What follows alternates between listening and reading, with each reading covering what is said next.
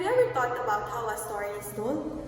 Not just what happens, but the way it's shown, the order of scenes, the point of view, and the emotions behind each moment.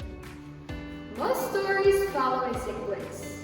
They begin with an introduction, move through a problem or an event, and end with a resolution. This is called a chronological structure.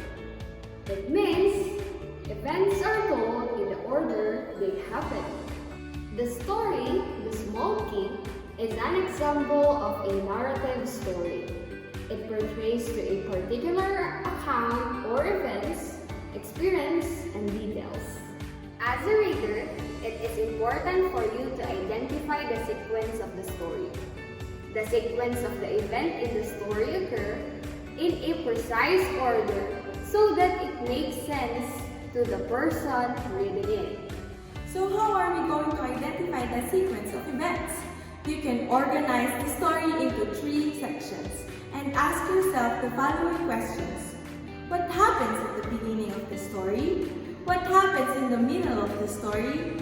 And what happens at the end of the story?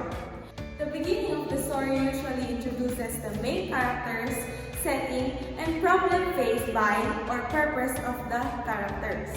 The middle part of the story usually focuses on the characters as they try and solve the problems.